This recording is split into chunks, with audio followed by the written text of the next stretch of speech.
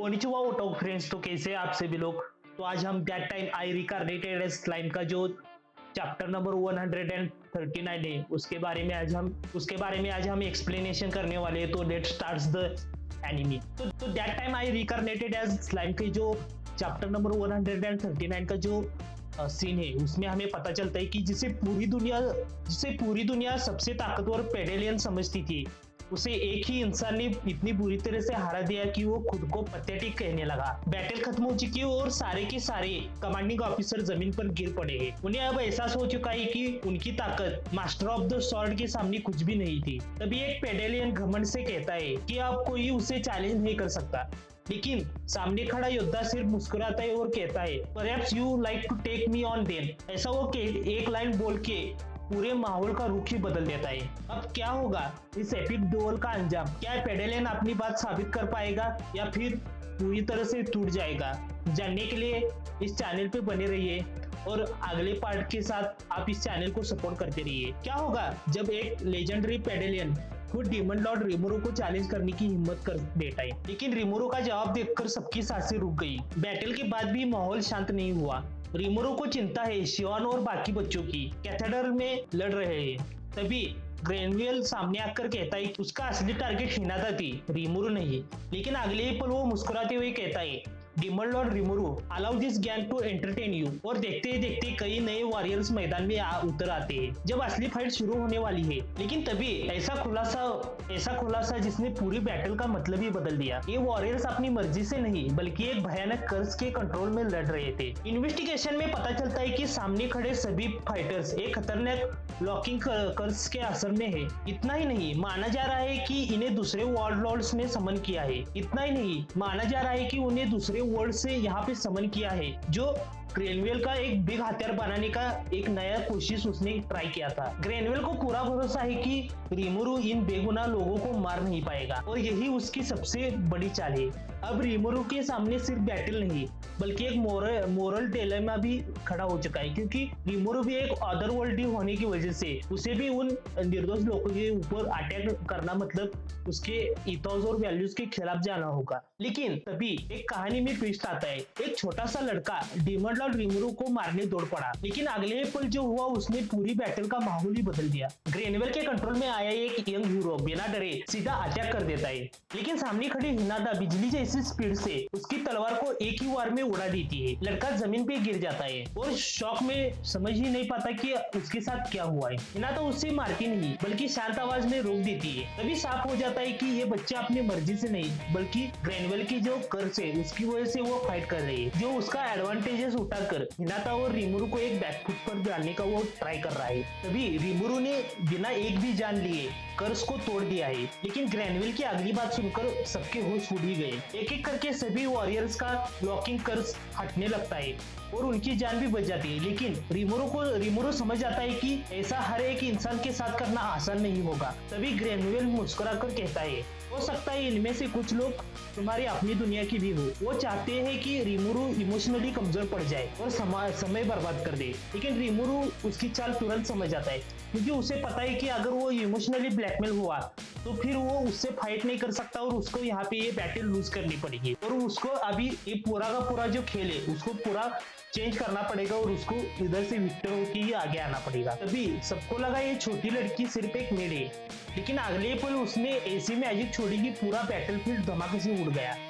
रिमोरो अपने साथियों पर भरोसा करके आगे बढ़ता जा रहा है, लेकिन सामने खड़ी जो छोटी मेज है वो जोरदार हंसी के साथ अपनी मैजिक एक्टिवेट करती है। देखती ही देखती जमीन से विशालकाय आइस क्रिस्टल फूट पड़ते हैं और लगातार होने वाले एक्सप्लोजन से पूरे के पूरे बैटलफील्ड को हिला देती है। एक ही स्पेल में दुश्मन की पूरी फॉर्मेशन बिखर जाती है और सब समझ जाती है कि टेम्पस के हर एक मेंबर की ताकत एवरेज इंसान से और एवरेज डीमंस और एवरेज मॉन्स्टर से कहीं ज्यादा है। वो अकेले ही पूरे के पूरे एक सेना के बराबर है। लेकिन सबको लगा कि डियाब्लो यहाँ पे एक टाइम पास कर रहा है, वो ऐसे ही रोमिंग कर रहा है और इधर उधर मजाक करते हुए इधर उधर घूम रहा है। लेकिन अगले पल उसने ऐसा जवाब दिया कि उसके अपोनेंट की मुस्कान ही गायब हो गई। तभी रेन पीछे से ताना मारती हुई कहती है भागते रहोगे तो इसे बैटल नहीं कहेंगे। लेकिन डियाब्लो शांत होकर मुस्कुराता है और कहता है मैं भाग नहीं रहा, तुम्हें हराने के लिए मुझे अपनी फुल पावर की जरूरत भी नहीं है, क्योंकि मैं एक प्राइमोर्डियल हूँ और मैं सबका बॉस हूँ, मैं खाली डीमन लॉर्ड रिमूरो की ही सुनता हूँ। ये सुनकर रिन को और भी ज्यादा गुस्सा आता है। वो अपनी मैजिक को मैक्सिमम ताकत तक बढ़ा देती है, लेकिन डियाब्लो अभी भी पूरी तरह से रिलैक्स है। उसे पता है कि असली बैटल अभी शुरू भी नहीं हुई है। वो एक उसके सामने फैक्शन मात्र एक एनिमी है जिसको वो खाली ऐसी चुटकी बजाकर मैजिकल डिसइंटीग्रेशन से उसको हरा सकता है, लेकिन वो उसके साथ एंटरटेन कर रहा है क्योंकि उसको खेलने के लिए कोई भी वहां पे नहीं मिल रहा। और फिर डियाब्लो ने सिर्फ एक लाइन में रिन का पूरा घमंड तोड़ दिया, लेकिन उसके बाद जो सीक्रेट सामने आया उसने डीमंस की पूरी दुनिया ही बदल दी। कि क्या हुआ कि रेन गुस्से में डियाब्लो से कहती है, तो वहां पे रेन गुस्से में डियाब्लो से कहती है कि दोनों एक ही प्राइमोर्डियल है, लेकिन फिर भी डियाब्लो को वो आजादी कैसे मिली जो किसी डीमन को नहीं मिल रही। यहाँ पे रेन का कहना ये है कि वो अंडरवर्ल्ड और ह्यूमन वर्ल्ड में वो आ जा सकता है, किसी भी डीमंस को वो कंट्रोल कर सकता है, मन चाहे तरीके से वो रोमिंग कर सकता है, किसी को भी मार सकता है, खेल सकता है, क्योंकि उसके ऊपर डीमन लॉर्ड रिमूरो का कोई कंट्रोल नहीं है, उसने उसको फ्रीली छोड़ा है। लेकिन यहाँ पे रेन का पूरा उल्टा है। जो रेड गाय क्रिम्जन है वो पूरे के पूरे तरह से उसने रेन के ऊपर कंट्रोल किया हुआ है। उसको कहाँ पे घूमना है कहाँ पे नहीं घूमना उसके ऊपर भी उसके सारे रिस्ट्रिक्शंस है, जो हमें यहाँ पे इस कहानी में थोड़े से देर के लिए देखने को मिल रहा है। डियाब्लो शांत होकर मुस्कुराता है और कहता है कि वो कभी ताकत के लिए नहीं जीता, बल्कि रिमूरो की सेवा करने का उसने फैसला किया है। उसी फैसले ने उसे वो पावर दी है और वो फ्रीडम दी है जिसकी बाकी डीमंस को सिर्फ सपने ही आते हैं। वो कभी भी उस पावर और उस अथॉरिटी के पास पहुंच भी नहीं सकती जो डीमन लॉर्ड रिमूरो के अंडर उसको सर्व करने के बाद मिली है। ये सुनते ही रिन पूरी की पूरी पागल हो जाती है और उसको तब समझ आता है कि डियाब्लो एक होल अनदर लेवल पे चला गया है। डियाब्लो अपने अथॉरिटेरियन मोड पे जाता है और आखिरकार डियाब्लो अपनी असली पहचान का इशारा देते हुए वो शांत आवाज में कहते हैं कि उसने सर गाय जैसे लेजेंडरी डीमन के साथ बराबरी की फाइट लड़ी थी। ये सुनते ही रेन का चेहरा उड़ जाता है क्योंकि उसे समझ आ जाता है कि वो जिस इंसान के सामने खड़ी है उसकी ताकत उसकी कल्पना से कहीं ज्यादा है। अब ये बैटल जितना मुश्किल जितना ही नहीं बल्कि जिंदा रहना भी बहुत मुश्किल है। अगर हम प्राइमोर्डियल्स के हायरार्की में देखें तो डियाब्लो एक ही ऐसा एरोगेंट प्राइमोर्डियल है जो गाय क्रिम्जन को भी टू जाता है और उसके साथ भी फाइट करते हुए उधर वो दोनों एक दूसरे के साथ फ्रेंडली भी है और एनिमिकली रिलेशन भी वो रखते हैं। और उसी के साथ ही तो यहाँ पे हमें देखने को मिलता है कि जो पिछले जो हमने चैप्टर्स में देखा है कि गाय क्रिम्जन ह्यूमन वर्ल्ड में आकर उसने डीमन लॉर्ड में इवॉल्व किया, लेकिन डियाब्लो को कोई ताकतवर ऐसा एनिमी नहीं मिला जिसलिए वो कभी इवॉल्व ही नहीं हुआ। वो वहां पे रह गया, लेकिन उसके बाद उसको रिमूरो जैसा एक आइडियल पर्सन उसको मिला जो उसके जो क्यूरियोसिटी है उसको वो बढ़ा रहा था, तो इसलिए वो फिर से ह्यूमन वर्ल्ड में आके यहाँ पे रिमूरो की सर्विस वो कर रहा है। डियाब्लो के खाली नाम ही लेने से पूरी दुनिया का सबसे खतरनाक डीमन और डीमन लॉर्ड्स में भी सबसे हायरार्कियल पोजीशन पे रहने वाला डीमन लॉर्ड जो गाय क्रिम्जन है उसकी एंट्री वहां पे हो जाती है। डियाब्लो ने बिना हाथ उठाए ऐसा ट्रैप बिछाया कि सामने खड़ी प्राइमोर्डियल भी शॉक में रह गई। रिन को अचानक एहसास हुआ कि उसके चारों तरफ एक मल्टीलेयर्ड डिसइंटीग्रेशन बैनर बन चुका है। वो हैरान होकर सोचती है ये आखिरकार कब हुआ। तभी डियाब्लो मुस्कुराकर कहता है मैंने ये स्पेल तुम्हारी आंखों के सामने तैयार किया और तुम्हें पता तक नहीं चला। उसकी प्लानिंग और मैजिकल कंट्रोल इतने खतरनाक है कि रेन को पहली बार खुद को पूरी तरह फंसा हुआ महसूस हुआ। अब इस बैटल का पगड़ा पूरी तरह से डियाब्लो की साइड में जाके रुका है और यहाँ पे पूरे के पूरे डीमन वर्ल्ड में एक मिथ होता है, उस मिथ को बस्ट करने वाला काम डियाब्लो ने आज पहली बार प्राइमोर्डियल डीमंस के सामने किया। तो डियाब्लो ने सिर्फ अपनी ताकत ही नहीं दिखाई, उसने ऐसा सीक्रेट बताया जिससे हर डीएम के जो नियम है वो पूरे के पूरे चेंज हो जाते हैं। रेन शॉक में चिल्लाती है होली मैजिक एक डीमन ऐसा कर सकता है? लेकिन डियाब्लो शांत होकर कहता है अगर मेरे मास्टर रिमूरो पर मेरा अटूट विश्वास है तो मैं स्पिरिचुअल प्रैक्टिसेस तक को भी कंट्रोल कर सकता हूँ और मैं स्पिरिचुअल रेल में भी कंट्रोल में पा सकता हूँ। ये सुनकर रेन पूरी तरह से सन्न हो जाती है, गुस्सा उतर आता है। वो कहता है तुमने मेरे मास्टर सर रिमूरो का अपमान किया है, अब इस बैटल का अंत यही होगा। और बस उसकी उंगली एक स्नैप से पूरी की पूरी बैटलफील्ड को कांप उठाती है और वो जोर से चिल्लाता है डिसइंटीग्रेशन, जिसकी वजह से एक अल्टीमेट स्पेल जो खुद डियाब्लो की एक अपनी जो स्पेस है उसको क्रिएट कर देता है। लेकिन डियाब्लो ने आखिरकार उसके टेरर रेज और उसके पावर को रेन को दिखाई दिया। एक ही मूव में उसने प्राइमोर्डियल डीमन को पूरी तरह से बेबस कर दिया। डियाब्लो अपनी डिसइंटीग्रेशन बैरियर को एक्टिवेट करता है और रेन के पास बचने का कोई रास्ता नहीं होता। वो शांत आवाज में कहता है, तुमसे लड़ना मेरे लिए सिर्फ टाइम वेस्ट था। फिर उसकी आंखें चमक उठती है और पूरा बैटलफील्ड डार्क मैजिक से भर जाता है। रेन समझ जाती है कि शुरुआत से ही इस फाइट का रिजल्ट तय था।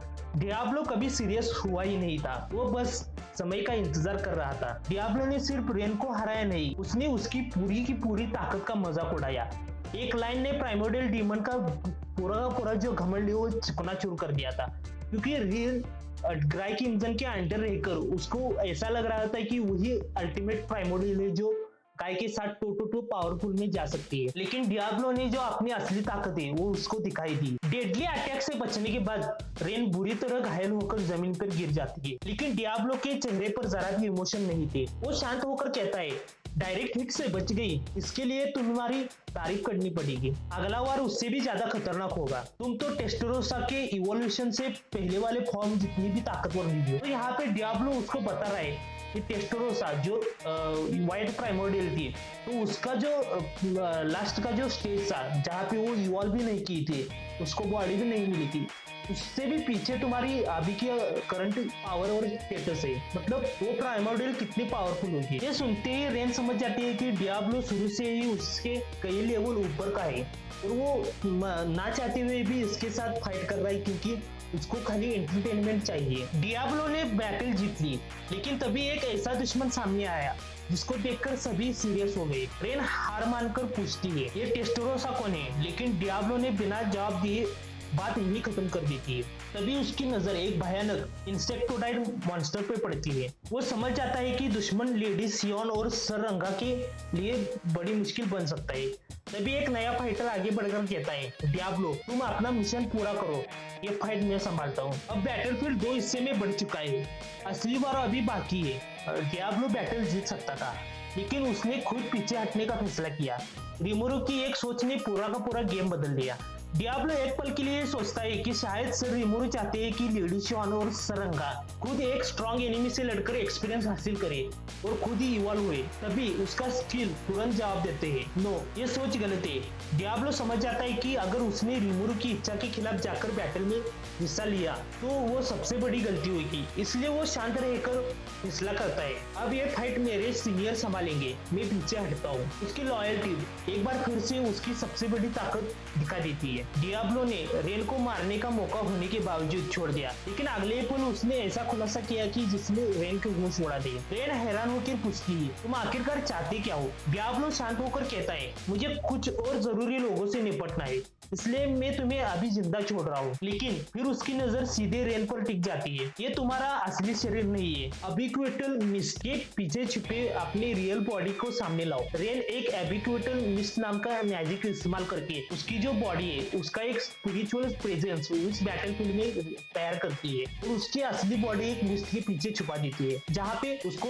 अपनी फिजिकल बॉडी से फाइट करने की जरूरत नहीं पड़ती। तो डियाब्लो आखिर में एक ऐसी वार्निंग देता है कि पूरा का पूरा माहौल और पूरा बैटलफील्ड ठंडा पड़ जाता है। अगली बार तुम्हारे मास्टर को भी नहीं छोड़ूंगा। वो सीधा का सीधा रेन को चैलेंज दे रहा है और कह रहा है, गाय क्रिम्सन हो जाए और कोई भी हो जाए, अगर हमारे बीच में आया तो उसको भी नहीं छोड़ूंगा। तो एक डायरेक्ट वार्निंग उसकी मास्टर को दे दी गई है। तो डियाब्लो ने सिर्फ एक स्पेल का इस्तेमाल किया और पूरा का पूरा आसमान फट गया। डियाब्लो ने एक स्पेल का इस्तेमाल किया और पूरा आसमान फटता हुआ नजर आया। उसकी असली पावर देखकर दुश्मन के होश उड़ गए। तो यहाँ पे हमारे डियाब्लो की जितनी हिडन स्पेल्स है वो यहाँ पे इस फाइट में हमें देखने को मिल रही है।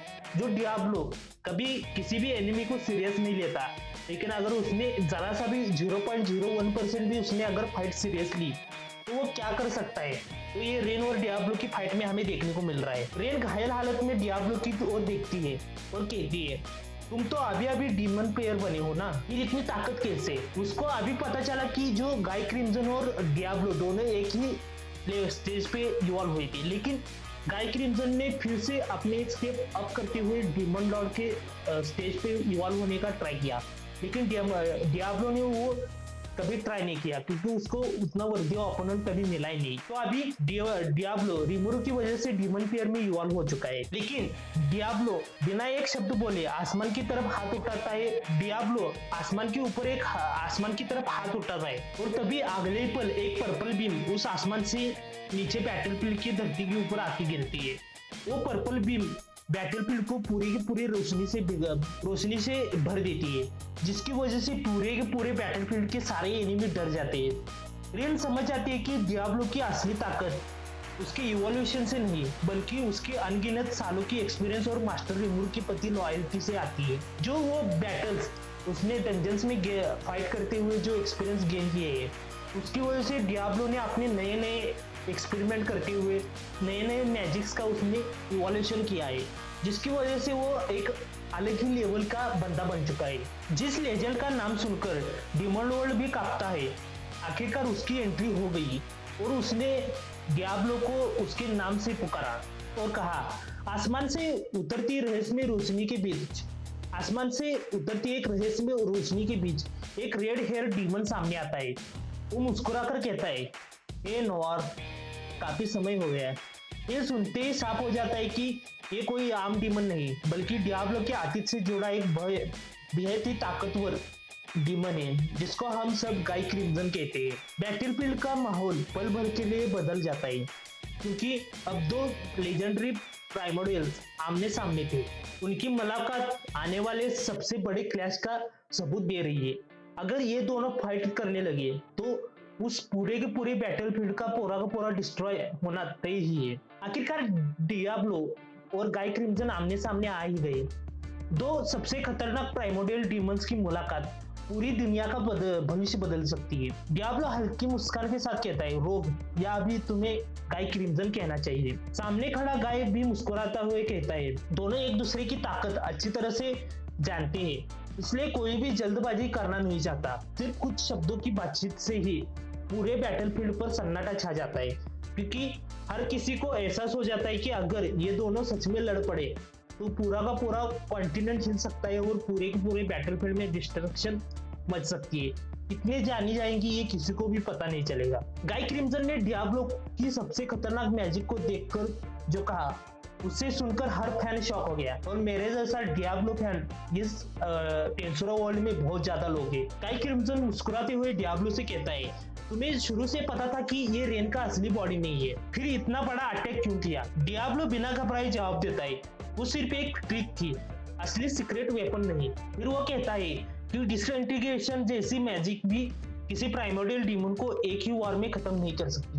मतलब प्राइमोडियल डीमंस के जो लोएस्ट ऑफ द लोएस्ट भी प्राइमोडियल डीमंस होगा तो उसको खत्म करने के लिए भी डिसइंटीग्रेशन स्पेल थोड़ी कम पड़ती है। वो ऐसा गाय क्रिम्सन को बता रहा है। गाय भी उसकी बात को मानते हुए कहता है, अगर डायरेक्ट हिट लगता तो शायद मुझे भी नुकसान होता। अब साफ हो जाता है कि दोनों की ताकत बाकी डीमन से कई गुना ऊपर है और अगर डियाब्लो की एक डिसइंटीग्रेशन स्पेल को अगर डायरेक्ट हिट गाय क्रिम्सन को लगना और वो भी घायल हो सकता है तो इमेजिन कीजिए कि उसकी पावर 2-2 एक डीमन लॉर्ड की तरह है। खाली डियाब्लो ने अपनी लॉयल्टी डीमन लॉर्ड रिमोरू के आगे सरेंडर की है, इसलिए वो किसी के ऊपर अपने फोर्स से पावरफुल अटैक नहीं कर सकता, लेकिन वो एक अनदर लेवल का भी एक डीमन लॉर्ड बन सकता था। उसके पास उतने हाई चांसेस थे। अभी कुछ देर पहले जो बैटलफील्ड मौत का मैदान बना हुआ था, वहीं पर डियाब्लो और गाय क्रिम्सन दोनों एक साथ मिलकर बातें करने शुरू कर देते हैं। आखिर ऐसा क्या हुआ कि वो दोनों बिना फाइट करते ही खाली एक दूसरे से चिटचैट करने लगे। बैटल खत्म होते ही माहौल पूरी तरह से बदल जाता है। रीन उनके लिए टेबल और ड्रिंक्स तैयार करती है, जबकि गाय क्रिम्सन हंसते हंसते डियाब्लो से कहता है, मुझे पता नहीं था कि तुम डीमन पेयर में इवॉल्व हो चुके हो। फिर वो बाकी प्राइमोडियल डीमंस की बात छेड़ देता है और कहता है कि ब्लैक, जून और वायलेट कभी इवोल्यूशन नहीं कर पाए, लेकिन डियाब्लो ने अपनी किस्मत ही बदल दी और जब से वो डीमन लॉर्ड रिमूरो के पास आया है तब से वो इवॉल्व करता ही जा रहा है। लेकिन गाय क्रिम्सन को भी नहीं पता कि ब्लैक ड्यून और बाकी के जो प्राइमोर्डियल्स है वो डीमन लॉर्ड रिमूरो के अंडर सर्व कर रहे हैं और वो भी डीमन पेयर्स में इवॉल्व हो चुके हैं। दोनों लेजेंड्स की ये शांत बातचीत आने वाले बहुत ज्यादा से जो वॉर्स है उसमें हमें कहीं ना कहीं नए नए जो इंफॉर्मेशन है वो यहाँ पे हमें देखने को मिल सकती है।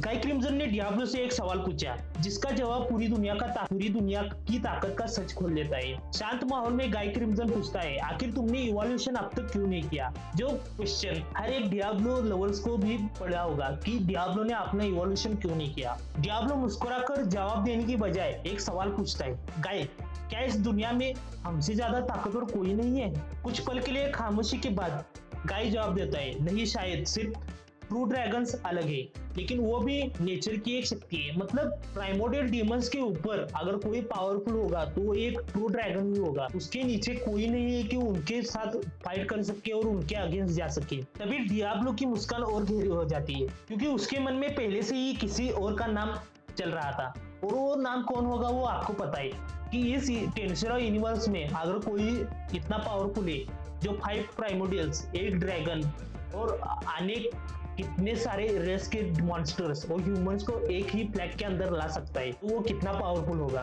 तो उसका नाम है रिमूरो। डियाब्लो ने आखिरकार अपनी मन की बात कह ही दी। उसकी लॉयल्टी को उसने अपने गाय क्रिम्सन के सामने भी पेश किया और उसने कहा, डियाब्लो ने आखिरकार बता ही दिया कि वो इतना खतरनाक कैसे बना। गाय और इसका कारण सुनकर गाय क्रिम्सन भी कुछ पल के लिए चुप हो गया। तो डियाब्लो अपने साथियों शॉन, रियॉन, ऑप्टा और बाकी टेम्पस वॉरियर्स को याद करते हुए कहता है, उन्हें बढ़ते हुए देखकर मुझ पर भी ये असर पड़ चुका है और मैं भी उनके जैसा ही पावरफुल बनने के लिए अपने आप ही कोशिश करने लगा हूँ। फिर वो गाय क्रिम्सन से कहता है, अगर मैं भी आगे बढ़ने की कोशिश न करूं तो एक दिन मैं उनसे पीछे रह जाऊंगा। यही वजह है कि उसने आखिरकार इवोल्यूशन को स्वीकार किया क्योंकि उसको रिमूरो के पास रहकर उससे सर्व करना है। अगर डियाब्लो शॉन से भी कमजोर हो गया तो वो कभी रिमूरो को सर्व नहीं कर सकता। अब डियाब्लो के लिए ताकत सिर्फ प्राइड नहीं बल्कि रिमूरो और टेम्पस के साथ कदम से कदम चलने का एक रास्ता है क्योंकि टेम्पस में रिमूरो के पास खाली ताकतवर ही लोग जा सकते हैं और उसके अंदर सर्व कर सकते हैं। ये एक डिफैक्टो लाइन बन चुकी है। गाय क्रिम्सन ने पहली बार डियाब्लो की तारीफ की लेकिन अगले ही पल उसने ऐसी खबर दी जिसने पूरी युद्ध का माहौल चेंज कर दिया। गाय क्रिम्सन मुस्कुराते हुए कहता है कि डियाब्लो को आखिर कोई ऐसा मिला है कि डियाब्लो को ऐसा कोई तो इंसान मिल चुका है जिसे डियाब्लो अपने दिल से उसे मास्टर कहकर पुकार सकता है और उसके अंदर वो पूरी लॉयल्टी के साथ सर्व कर सकता है। फिर अचानक वो एक चौंकाने वाला खबर देता है तो नॉर्थ की रक्षा करने वाला जो इंसेक्टोडाइल है वो अपनी पोस्ट छोड़ चुका है। डियाब्लो तुरंत समझ जाता है कि वेस्टर्न नेशन सब बड़े खतरे में है लेकिन उसके चेहरे पर जरा भी डर नहीं था क्योंकि उसे पूरा भरोसा था कि रिमूरो हर चाल का जवाब अपने पावर से दे सकता है और उसके पास अनेक पैतरे और उसके पास उस चाल का जवाब देने के लिए अभी भी जरूरत से ज्यादा है। रिमूरो ने ऐसी चाल चल दी जिसे सुनकर गाय क्रिम्सन भी मुस्कुरा उठा। अब असली युद्ध शुरू होने वाला है। डियाब्लो हंसते हुए कहता है, क्या तुम्हें लगा सर रिमूरो इतनी बड़ी चीज को इग्नोर कर देंगे। वो बताता है कि रिमूरो ने पहले ही सही लोगों को नॉर्थ की रक्षा के लिए भेज दिया है। गाय क्रिम्सन चौंक जाता है और पूछता है, तुम्हारी टीम मेरी सेना का सामना कर सकती है। तभी रेन जवाब देती है कि वो सभी टेस्टोरोसा के आदेश मानते हैं। ये सुनते ही गाय क्रिम्सन के चेहरे का कॉन्फिडेंस थोड़ा बदल जाता है। तभी उसे समझ आता है रिमूरो की जो प्लानिंग है उससे कई कदम आगे की प्लानिंग वो करके बैठा है। गाय क्रिम्सन को लगा डियाब्लो मजाक कर रहा है लेकिन अगले पल जो सच सामने आया उसने डीमन लॉर्ड तक को शॉक कर दिया। डियाब्लो शांत होकर कहता है कि टेस्टोरोसा वही है जिसे पहले ब्लैक के नाम से जाना जाता था। ये सुनते ही गाय क्रिम्सन जोर से हंस पड़ा और कहता है, क्या किसी में उसे नाम देने इतनी हिम्मत है या इतनी ताकत है जो इस दुनिया में बचा है जो टेस्टोरोसा नाम ब्लैक को दे सकता है। लेकिन डियाब्लो बिना पलक झपकाए जवाब देता है, सर रिमूरो ने उसे सिर्फ उसका नाम ही नहीं रखा बल्कि डियाब्लो पलक झपकाते हुए कहता है, वेस्ट के काउंसिल में भी भेज दिया है एज ए डिप्लोमेटिक अटैचे। ये सुनकर गाय क्रिम्सन को एहसास होने लगता है कि रिमूरो ने वो कर दिया है जिसे हर कोई असंभव कहता था। ये एक बहुत ज्यादा बड़ी पावर शिफ्टिंग टेम्पस की तरफ झुक चुकी है, क्योंकि 5 प्राइमोर्डियल्स 1 फ्लैग के अंदर डिमल्ड और रिमोरू को सर्व कर रहे हैं। इससे पावरफुल और डेंजरस बात क्या हो सकती है। डियाब्लो ने ग्राई क्रिम्सन से ऐसा सवाल पूछ लिया जिसका जवाब सुनकर हर दिमाग हिल जाएगा। तो तभी डियाब्लो मुस्कुराते हुए उसी क्वेश्चन को रिपीट करते हुए गाय क्रिम्सन के ऊपर फेंक देता है और उससे पूछता है कि तुमने इवोल्यूशन में इतनी देर क्यों लगाई है। डियाब्लो ने गाय क्रिम्सन से ऐसा सवाल पूछ लिया जिसका जवाब सुनकर हर फैन का दिमाग हिल जाएगा। डियाब्लो मुस्कुराते हुए कहता है, पहले तुम मेरे सवाल का जवाब दो। यानी वो उसको फिर से रिटर्न क्वेश्चन पूछ रहा है। लेकिन तभी गाय क्रिम्सन ने डियाब्लो के सामने रिमोरू को सिर्फ एक स्लाइम कहा। डियाब्लो का चेहरा तुरंत बदल जाता है। वो ठंडे आवाज में कहता है, गाय क्रिम्सन, सर रिमोरू को सर रिमोरू कह के बुलाओ, उसको स्लाइम ब्लीम मत बुलाओ, वो एक डीमन लॉर्ड है। ऐसी वो स्ट्रिक्ट वार्निंग डियाब्लो ऐसी स्ट्रिक्ट वार्निंग गाय क्रिम्सन को देता है और गाय क्रिम्सन भी समझ जाता है कि डियाब्लो रिमोरू की प्रति एब्सोल्यूट लॉयल्टी में है। वो अपनी लॉयल्टी के लिए इतने हद तक जा सकता है कि वो यहाँ की यहाँ भी वॉर छेड़ सकता है। तो इसी के साथ अब गाय क्रिम्सन इसका जवाब क्या देगा या इनके बीच में फाइट होगी, तो ये सब हमें देखने के लिए आप इस चैनल पे बने रहिए और इसी चैप्टर का पार्ट 2 देखना मत भूलिए। आप इस चैनल को लाइक कीजिए, शेयर कीजिए और सब्सक्राइब कीजिए। आरिगातो गोजाइमासु।